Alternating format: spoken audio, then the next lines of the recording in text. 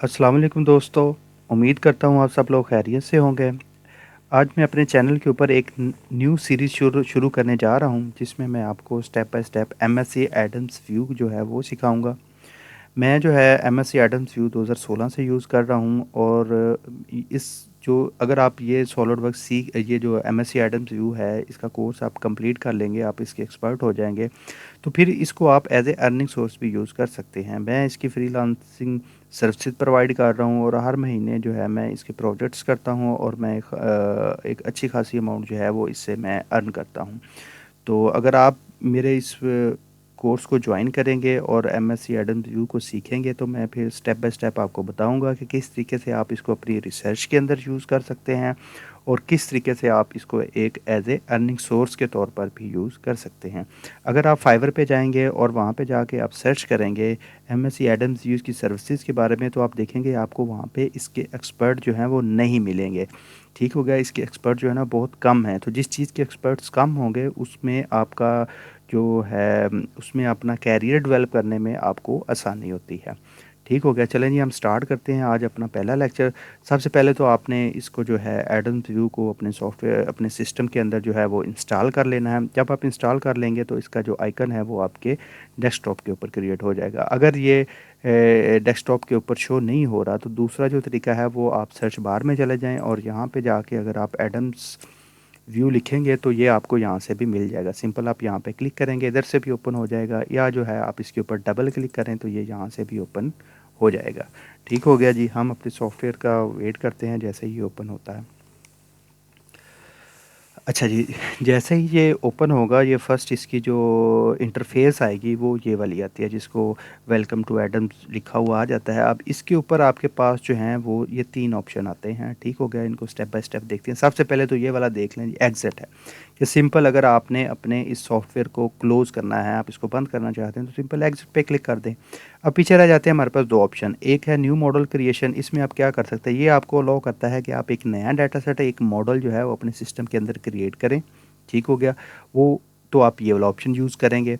अगर आपके पास ऑलरेडी आपने पहले से कोई मॉडल बनाया हुआ है और आपने वो सेव किया हुआ है, या आपके किसी दोस्त ने या कहीं से आपने इसका मॉडल जो है वो रिसीव किया है, अब आप उसको अपने सॉफ्टवेयर के अंदर ओपन करना चाहते हैं अपने पीसी के अंदर, तो उसके लिए फिर जो है आप ये वाला ऑप्शन यूज़ करते हैं।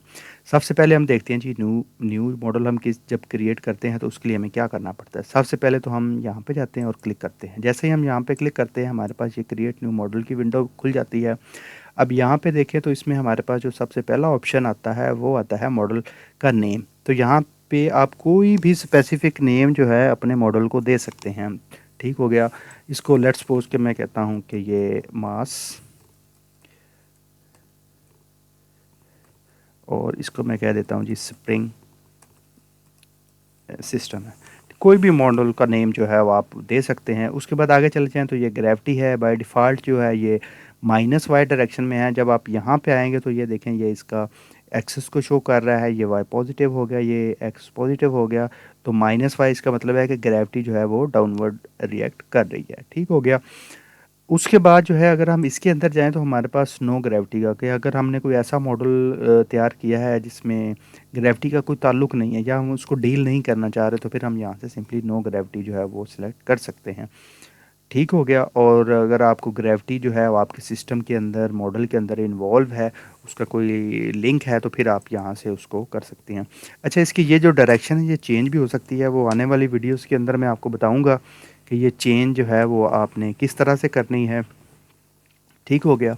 अच्छा, उसके बाद जो है नेक्स्ट हमारे पास ऑप्शन आता है वो होता है इसके यूनिट्स का, कि इसके अंदर हम डेफिनेटली मॉडल क्रिएट करेंगे। इसके अंदर जो है हम उसको कुछ मटेरियल प्रॉपर्टीज़ अप्लाई करेंगे तो उसका कुछ वेट होगा, इसमें कुछ फोर्सेस का अमल दखल होगा, इसके अंदर जो है हमारा टाइम इन्वॉल्व होगा, और अगर हमारा जो एंगुलर डिस्प्लेसमेंट है वो हो सकता है। तो ये उसने जो बेसिक बेसिक इसकी चीज़ें हैं, उसके जो यूनिट्स हैं वो बताए हैं कि लेंथ का यूनिट मिलीमीटर में है। ठीक हो गया, तो ये बाय डिफ़ॉल्ट उसने ये वाला यूनिट सेलेक्ट किए हुए हैं। अगर आप इन यूनिट्स को चेंज करना चाहते हैं तो यहाँ पे क्लिक करेंगे, तो यहाँ पे देखिए हमारे पास metre, kilogram, newton second degree ये वाले आ जाते हैं। ठीक हो गया, तो यहाँ से आप अपनी रिक्वायरमेंट के मुताबिक जो यूनिट है वो सिलेक्ट कर सकते हैं। लेट्स सपोज कि मैं इसको बाय डिफ़ॉल्ट रहने देता हूँ। अच्छा, नेक्स्ट चीज़ आ जाती है हमारे पास वर्किंग डायरेक्टरी। ये क्या होती है? ये होती है कि जब हम कोई अपना मॉडल क्रिएट करेंगे तो उसकी जो मदर फाइल है वो कहाँ पे सेव हो गई, ठीक हो गया। अब यहाँ पे बाय डिफ़ॉल्ट जो है ना ये सी के अंदर इसको कर रहा है, लेकिन मेरा तो मकसद है कि मैंने एक अपना फ़ोल्डर बनाया हुआ है डी या ई के अंदर, मैं इसको वहाँ पे जो है वो सेव करना चाहता हूँ। तो उसके लिए फिर आपको क्या करना पड़ेगा, ये देखें फ़ोल्डर का ऑप्शन है, इस पे क्लिक करेंगे। अब आपके पास ये विंडो आ गई है, यहाँ से आप अपनी वो ड्राइव सेलेक्ट कर सकते हैं और उसके बाद जो है अपना वो स्पेसिफ़िक फ़ोल्डर जो है वो सिलेक्ट कर सकते हैं, ठीक हो गया। जैसे कि ये वाला फ़ोल्डर है और यहाँ से मैंने इसको सिलेक्ट कर दिया, ठीक हो गया। यहाँ तक ये सारे पॉइंट्स क्लियर हो गए और उसके बाद जो है हमने सिंपल यहाँ पे ओके पे जो है इस पे क्लिक कर देना होता है। जैसे ही आप ओके पे क्लिक करेंगे तो अब ये हमारे जो है अगली विंडो ओपन हो जाएगी। अब ये जो है हम इसके इंटरफ़ेस के अंदर आ गए हैं, यहाँ से हम इसकी जो स्क्रीन को फुल कर सकते हैं। अब ये सारे ऑप्शन जो इसके ऊपर मौजूद हैं वो हम आने वाली वीडियोज़ के अंदर मैं स्टेप बाय स्टेप आपको सारी चीज़ें जो हैं वो बिल्कुल क्लियर करूँगा, ठीक हो गया। अब जो है अगर आप इसको आपने जो कुछ करना था, कोई मॉडल क्रिएट करना था, लेट्स सपोज़ मैंने यहाँ से इसकी एक बॉडी क्रिएट कर ली है और मैं इसको यहाँ पे एक वो क्रिएट कर दिया है, ठीक हो गया। तो ये वाला जो ऑप्शन है इसको आप रोटेशन के लिए यूज़ कर सकते हैं। सिंपल आपने क्लिक करना है, होल्ड करना है और उसके बाद अपने माउस को जो है वो आपने रोटेट कराना है। तो आप देखेंगे ये जिस डायरेक्शन में आप अपने माउस को रोटेट करवा रहे हैं ये भी उसी डायरेक्शन में रोटेट हो रहा है। अगर आप ज़ूम करना चाहते हैं तो इसको सेलेक्ट करेंगे, होल्ड करेंगे और उसके बाद जो है अपने माउस को आगे या पीछे की तरफ करेंगे तो ये उसको ज़ूम इन और ज़ूम आउट जो है वो कर देगा, ठीक हो गया। अब हमने जो करना था कर लिया, अब हम जो है इसको सेव करना चाहते हैं तो सिंपल हम फाइल पे जाकर सेव एज़ करेंगे तो ये सेव हो जाएगा, ठीक हो गया। अब लेकिन मैं इसको यहाँ से वो करता हूँ क्योंकि मैं नेक्स्ट जो हमारा मकसद है वो ये है कि हम जो एग्ज़िस्टिंग मॉडल है उसको हम किस तरीके से ओपन कर सकते हैं। तो सिंपल मैं यहाँ से इसको एग्ज़िट और डोंट सेव कर देता हूँ।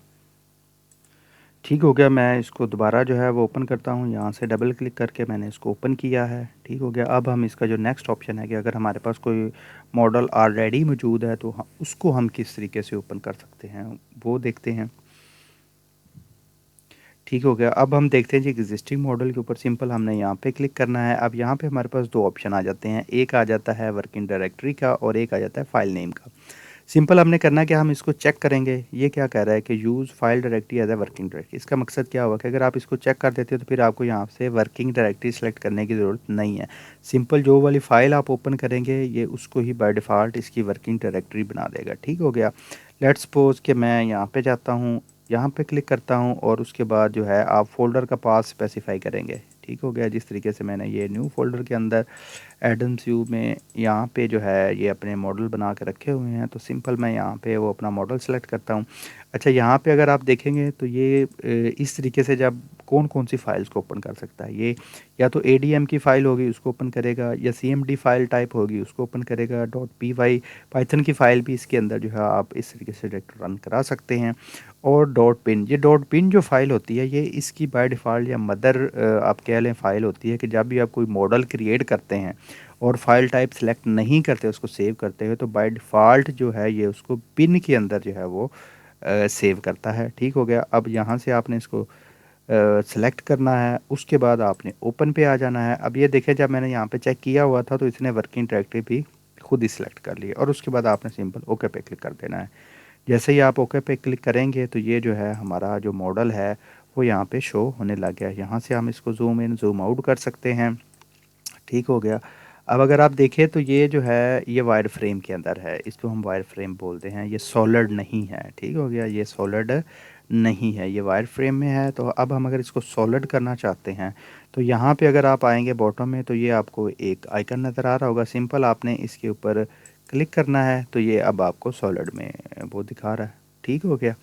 और अगर आप इसको वायर फ्रेम में देखना चाहते हैं तो सिंपल अगर दोबारा क्लिक करेंगे तो ये वापस चला जाएगा, ठीक हो गया। तो ये आज की वीडियो में हमने सीखा कि हम नया मॉडल क्रिएट कैसे कर सकते हैं, वर्किंग डायरेक्टरी होती क्या है वो कैसे हम कर सकते हैं, मॉडल का नेम कैसे दे सकते हैं। तो ये फर्स्ट लेक्चर है, अगले लेक्चर के अंदर मैं स्टेप बाय स्टेप इसको आपको सारा इसका तफसील के साथ बताऊँगा।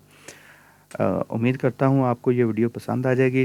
थोड़ी सी डिटेल में है और डिटेल में बनाने का मकसद यही होता है कि मैं जैसे मैंने आपको स्टार्ट में बताया कि मैं आपको ये सिखाऊँगा और उसके बाद मैं आपको बताऊँगा कि आप इससे अर्निंग कैसे कर सकते हैं। और जब आप प्रोजेक्ट्स करते हैं, अगर आप छोटी-सी चीज़ को मिस कर जाते हैं, तो वो फिर आपका बहुत ज़्यादा टाइम लेती है उसको समझने में, करने में। ठीक हो गया? तो किसी भी चीज़ का शॉर्टकट नहीं होता। अगर आप एक दफ़ा इसको अच्छे से कर लेंगे, तो उसके बाद ये है कि जब आप नेक्स्ट प्रोजेक्ट्स पे काम करेंगे, तो उसमें फिर आपको टाइम ज़ाया करने की ज़रूरत नहीं होगी कि आपको सारी चीज़ों का पता होगा। छोटी-छोटी चीज़ें होती हैं, बाज़ दफ़ा एक प्रोजेक्ट कर रहे हैं, उसकी एक छोटी-सी चीज़ है जो आपके माइंड में नहीं है या आपने उसको नहीं सीखा हुआ, तो फिर आप उस प्रोजेक्ट को कर रहे होते हैं, तो फिर आप वहाँ पे जाके अटक जाते हैं। तो फिर आपको वो ढूँढना पड़ता है कि अब ये कैसे होगा? तो इसलिए मेरा ये जो कोर्स है ये बड़ा डिटेल में होगा, ठीक हो गया? आपने इसको अच्छे से समझना है ताकि फ्यूचर में आपको इसके बेनिफिट्स हों। वस्सलाम।